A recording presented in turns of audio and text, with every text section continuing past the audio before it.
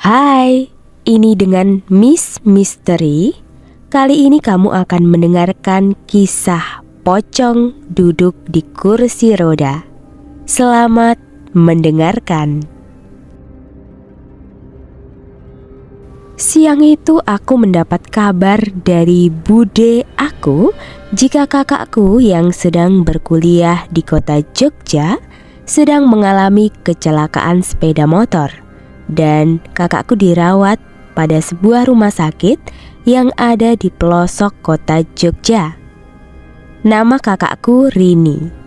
Selama berkuliah di Jogja, kakakku memutuskan untuk tinggal di rumah keluarga bude kami.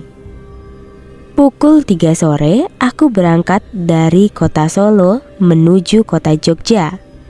Dan sekitar pukul 5 sore, aku sampai di rumah sakit di mana kakakku dirawat. Bangunan rumah sakit itu seperti sudah berumur tua.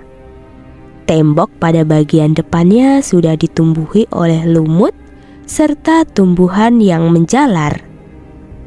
Aku segera memarkirkan sepeda motorku.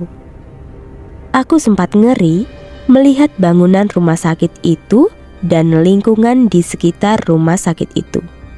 Namun aku tepiskan ketakutanku dengan berdoa dan memikirkan keadaan kakakku.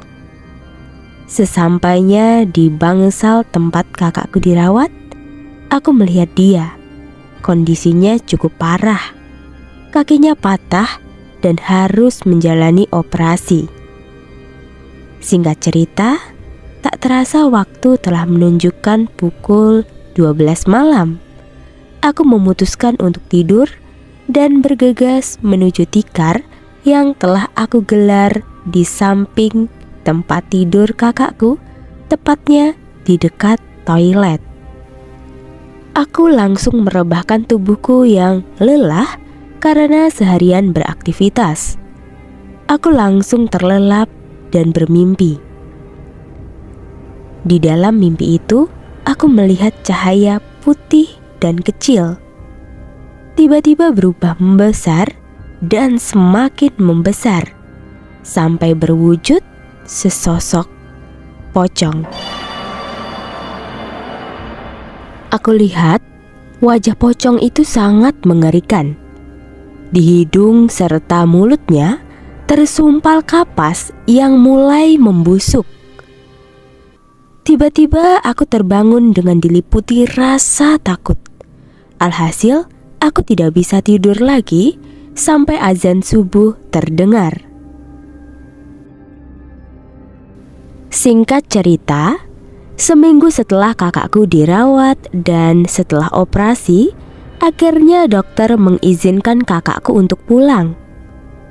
Sore itu, aku bersama dengan keluarga budeku pulang dari rumah sakit menuju ke rumah bude. Oh iya, saat itu suami dari budeku gak ikut pulang bersama kami. Katanya beliau mau mampir dulu untuk membeli kursi roda untuk kakakku. Ketika sampai di rumah, aku langsung membersihkan dan merapikan sebuah kamar untuk kakakku beristirahat. Usai maghrib, Pak Deku pun pulang dengan membawa sebuah kursi roda bekas, namun masih tampak bagus. Langsung saja kakakku memakai kursi roda tersebut. Aku temani dia jalan-jalan di halaman belakang rumah. Tak terasa, waktu sudah menunjukkan pukul 10 malam.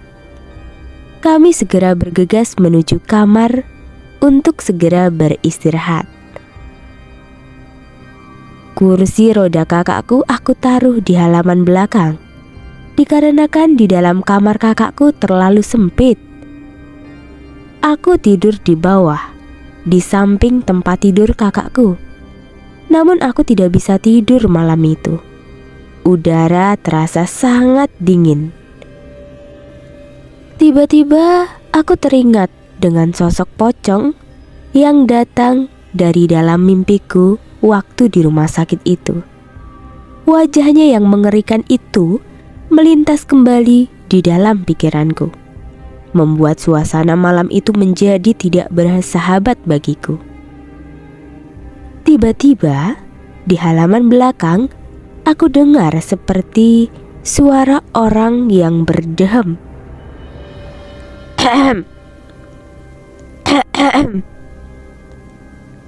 Aku pun semakin takut dan diliputi rasa cemas.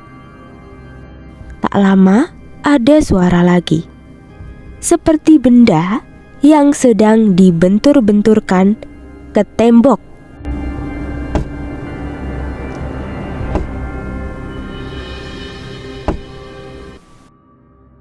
Keringat dingin mulai membasahi sekujur tubuhku.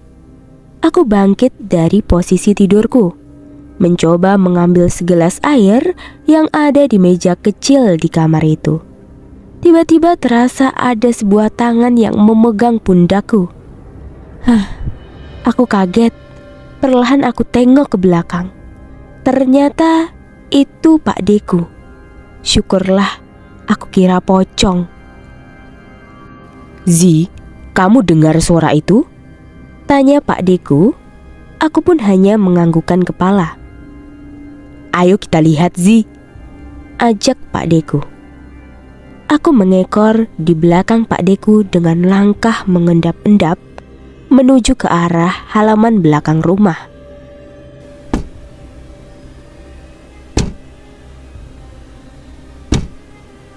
Suara itu terdengar semakin jelas. Setibanya di pintu penghubung ke halaman belakang rumah, aku dan Pak D segera melihat apa yang sedang terjadi.